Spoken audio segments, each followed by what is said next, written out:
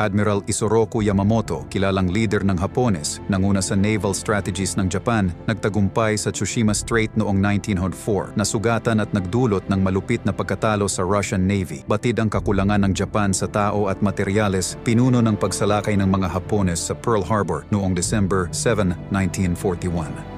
Matapos ang pagsalakay sa Pearl Harbor, nakatuklas ang Amerika ng mga mensahe ng Hapon Naval Code, JN-25, gamit ang code breaking. Noong Abril 14, 1943, isang mensaheng naglalaman ng detalye tungkol sa pagbisita ni Admiral Yamamoto sa Bougainville Island ay nakuha ng mga Amerikano. Dahil dito, naisipan ng US Army Air Forces na gawin ang Operation Vengeance upang patumbahin ang utak ng pag-atake sa Pearl Harbor, si Admiral Yamamoto. Ang operasyon ay isinagawa gamit ang P-38 Lightnings na may kakayahang abutin ang layong 435 milya. Binigyan ng external fuel tanks ang eroplano para mapalawak ang kanilang saklaw. Ang misyon ay pinamunuan ni Major John W. Mitchell at may 18 P-38s mula sa iba't ibang fighter squadrons. Sa umaga ng Abril 18, 1943, nagtagumpay ang mga P-38s Lighting Squadron na dumating sa baybayin ng Bougainville Island. Dumating din ang flight ni Yamamoto. Binubuo ng dalawang G4M Betty bombers mula sa 705th Kokutai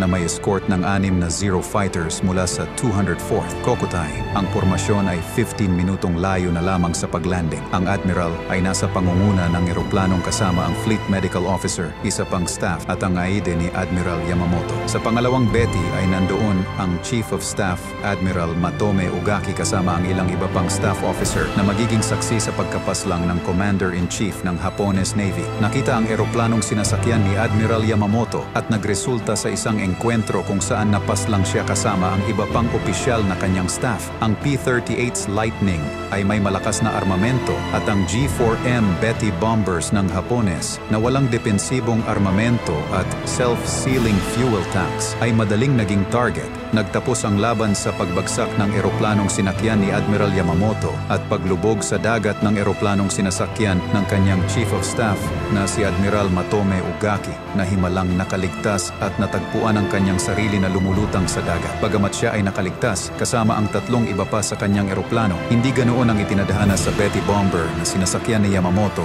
Yamang lahat ng tripulante at pasahero ay napaslang. Sa pagkakatagpo sa labi ni Yamamoto, natagpuan ang kanyang katawan na kahit na na-straps sa kanyang upuan, ibinagsak mula sa eroplano ngunit bitbit pa rin ang kanyang samurai sword at inilarawan na nasa isang estado ng kadakilaan. Sa autopsy, natuklasan ang 2 tama sa Admiral, isa sa kanyang baba at ang isa sa kanyang balikat. Naisip ng mga medical personnel na napaslang na siya bago bumagsak ang eroplano. Hindi inihayag ang pagkawala ni Yamamoto hanggang 1 buwan noong May 21. Ang epekto ng pagkawala ay hindi matantya at nagluksa ang bansang Hapones sa kanyang pagpanaw. Isinagawa ang isang pambansang libing sa Tokyo noong Hunyo 5 na may bahagi ng kanyang abo na itinabi sa Tama Cemetery sa Tokyo at sa kanyang ancestral home sa Nagaoka. Bagamat nagtagumpay ang operasyon, nagkaroon ng kontrobersya kung sino ang tunay na nagpasiklab sa pagsabog ng eroplano ni Admiral Yamamoto. Sa kabila ng kontrobersya, ang lahat ng miyembro ng Operation Vengeance na nagtagumpay sa operasyon ay binigyan ng Navy Cross para sa kanilang tapang at giting. Bagamat nagkaroon ng kontrobersya sa pagkilala sa nagpabagsak sa eroplano ni Admiral Yamamoto, itinuring pa rin silang parehong may bahagi sa tagumpay ng Operation Vengeance. Salamat sa panonood. Kung nagustuhan mo ang video, mag-like at mag-subscribe para sa iba pang kasaysayan.